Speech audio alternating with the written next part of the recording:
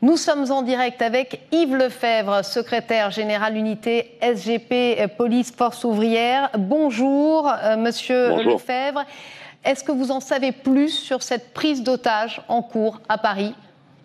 Les effectifs de la BRI BAC-PP, donc qui est une intervention bien évidemment d'élite et destinée à ce genre d'opération, est déployée avec, semble-t-il, des négociations qui auraient été entamées entre les spécialistes en la matière, ce qu'on appelle communément les négociateurs de la BRI BAC-PP et le preneur d'otages.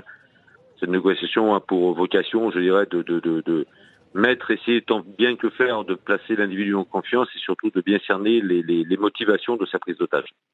C'est une prise d'otage qui a débuté aux alentours de 16 heures, c'est bien cela ?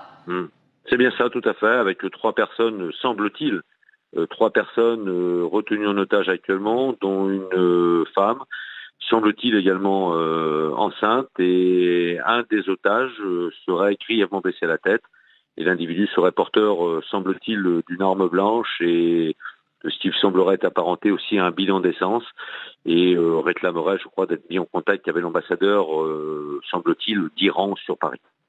Une prise d'otage qui aurait lieu dans une société d'informatique, c'est bien ça ? Est-ce qu'on en sait un petit peu plus ? C'est bien ça, ouais, c'est ça, rue des Petites Écuries, à Paris, d'après les informations de notre possession, au 45, semble-t-il, rue des Petites Écuries, dans une rue, je dirais, dans une rue pas particulièrement commerçante au demeurant, hein, dans une rue où plusieurs sièges de sociétés sont implantés.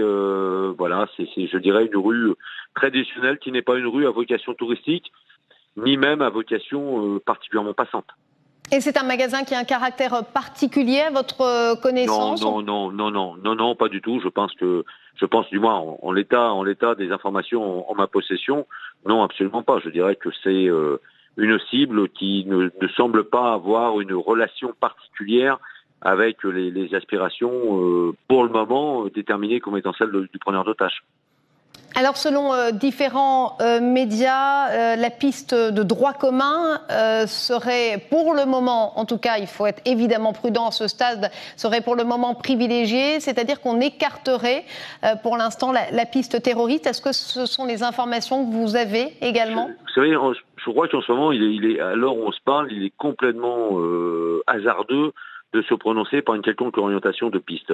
Pourquoi ? Parce que l'individu retient pour le moment 3 personnes en otage, avec une personne blessée. Je crois que seul après l'interpellation, on pourra déterminer si on est dans le droit commun ou dans du terrorisme. Mais là, encore une fois, elle est où la barrière, où la frontière entre le droit commun et le terrorisme ? Là est toute la question. Aujourd'hui, on sait malheureusement qu'il y a une porosité complète entre les deux fronts, et qu'on ne peut pas aujourd'hui, ça sert à rien pour l'instant, je crois, de s'hasarder sur une piste quelconque. Attendons, laissons les spécialistes de la BRI, BAC-PP intervenir, appréhender en préservant bien évidemment les otages et en préservant tout l'environnement. Et ensuite, on pourra savoir réellement, l'enquête nous permettra de déterminer sur quelle piste nous nous trouvons. Il faut monter effectivement beaucoup de prudence. Vous nous disiez que des négociations étaient en cours.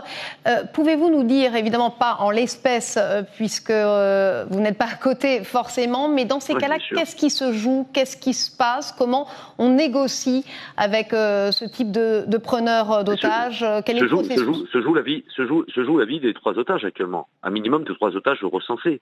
C'est là l'objectif à atteindre, c'est de préserver l'intégrité physique des 3 personnes retenues par l'individu.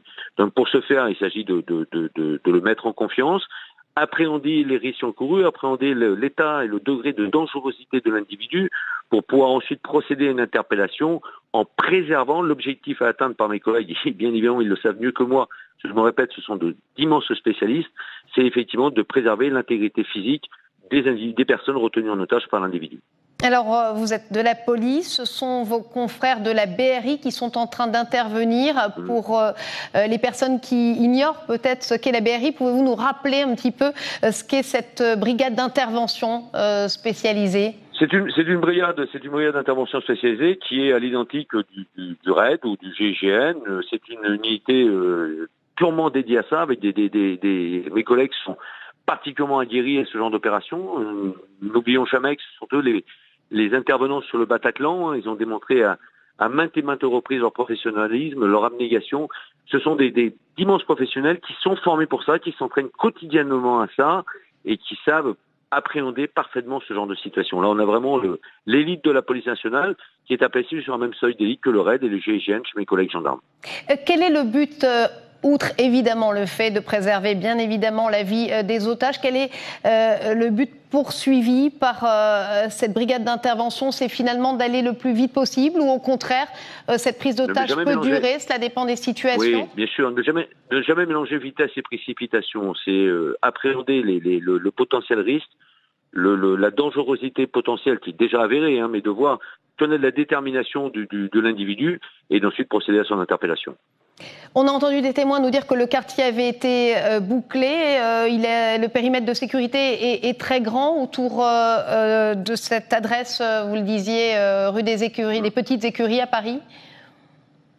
Ben ça, c'est tout à fait légitime parce qu'il faut éviter les risques additionnels. On ne sait pas réellement quelles sont les intentions de l'individu.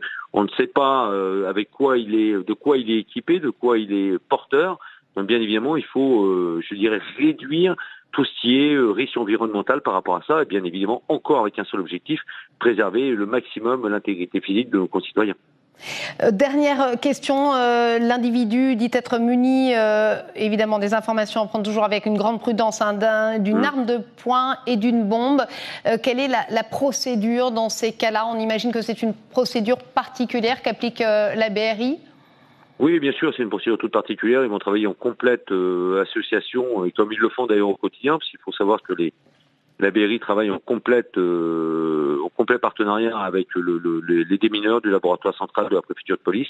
Et bien évidemment, ils ont tout à fait une procédure adaptée pour ça, parce qu'ils s'entraînent quotidiennement sur ce genre d'opération. Merci beaucoup Yves Lefebvre. Je rappelle que vous êtes secrétaire général d'unité SGP Police.